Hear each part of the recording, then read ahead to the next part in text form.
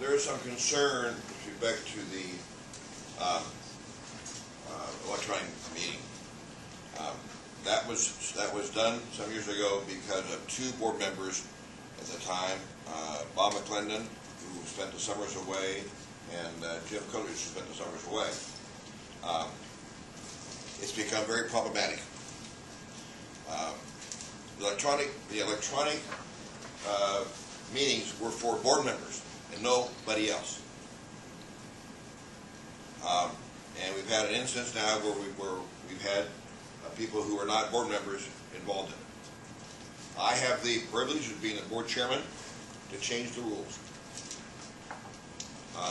We'll talk about it at the board meeting next month, but my proposal to the board is going to be no more electronic meeting. And say that again, Rob. No more electronic meetings. No more? No more. I disagree with that. Well, Ron, then you should be here and listen, because there's things that have happened that you're not a party to. This board is a very, very important board with a lot of stuff going on more and more every single month. When you join a board of this nature, it is with the idea from other board members that board members will participate in the board meetings on a monthly basis. As far as I'm concerned, if you can't make the meetings, you're too busy to make the meetings, you can't be here on a monthly basis, then maybe you shouldn't be on the board. There's too much business that goes on. Board members who come here to this place and join us, new board members, have no idea what went on before. And they come with a lot of background, they kind of try to catch up. And if you miss things, you're not here, even electronically here, you don't see what goes on in these meetings. I'm also going to require of all committee chairs, they set an annual calendar of their committee meetings with a set date every month. If they don't want it, there's no business to be contended or to be done, rather, then the chair of that committee can cancel that board meeting or cancel that committee meeting, not have one. They should meet at least 4 times a year, I would say, because there's that much stuff going on. So that's going to be our first issue we're going to talk about in the board meeting.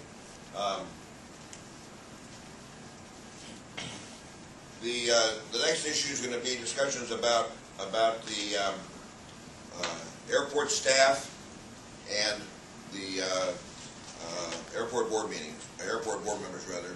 Mr. Benish, would you please give us a kind of an update what you have found? I had Wayne do some research with respect to the city, county, and the hospital, and I'd like to have Wayne report on his background, what he heard and found out.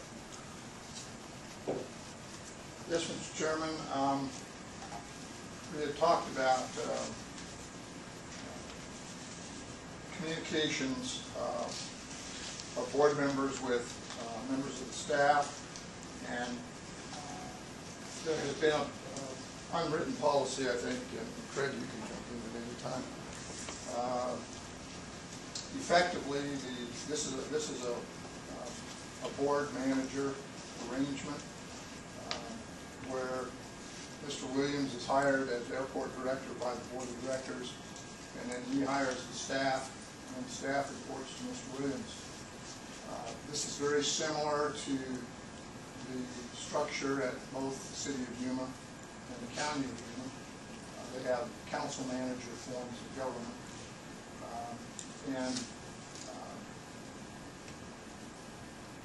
The question has arisen as to communications, which I've also seen happen at both the city and the county before, communications with elected officials, and in this case, members of the board of directors, with staff members directly.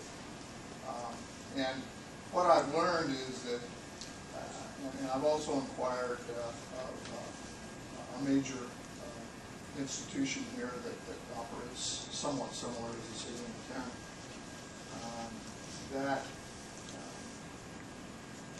directors or elected officials are generally permitted to contact department heads, employees in general directly, but they're not allowed to task them